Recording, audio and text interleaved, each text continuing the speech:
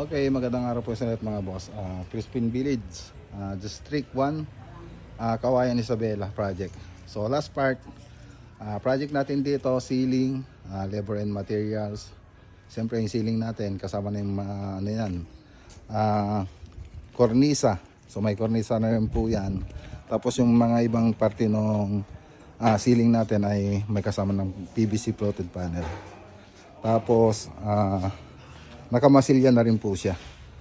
Yan, so update po tayo rito. So ito po yung living area po nila. So yung design na nakikita nyo ngayon ay design nila, architect po yan. Yung pamangkin o pinsan ni madam. O pinsan ni sir, yung nasa abroad. Yan, yun yung may-ari ng design na to. So tayo lang po yung naggumawa. So ayan, ang ganda.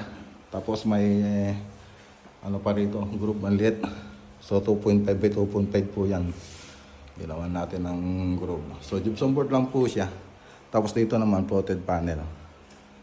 Yan. Tapos yung nagpintura dito, yung mga pintor na nila sir.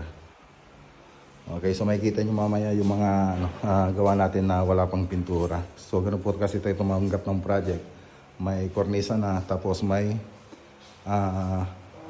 masilya na rin. So ang ginamit na pala nating kornisa rito, yung model MLB. Ayan. So ito yung model MLB. Tapos yung 45. Okay. So ayan pa yung living room. So ito pala, yung interior nito, kompleto na po ito nung pinakita ko nung part 1. So may mga ano po siya, may mga modular cabinet, TV console, so andyan. Kitchen cabinet, so andun na rin. Tapos ito yung room 1. Okay. So simple lang, flat lang po siya, tapos may groove. May kanal. So room 2, halos ganun din. Kaya lang hindi pa nilagay yung ilaw. So wala yatang electrician. Hindi pumasok. Tapos ito po yung dining and kitchen. So PVC ceiling panel, tapos gypsum board combination po niya. So si architect din po yung nag-design dyan. So andito po yung dining nila, tapos dito yung kitchen. So may modular kitchen cabinet pa po dyan, tsaka bar counter. So, sa interior niya. Tapos ito yung CR, flat ceiling. Okay, punta naman tayo doon sa taas. So maglilinis pa po tayo rito bago tayo umuwi.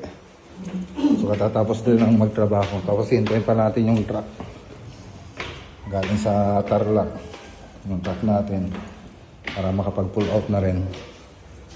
Okay, so dito sa taas, combination ng ceiling panel, PVC ceiling panel, tsaka gypsum board. So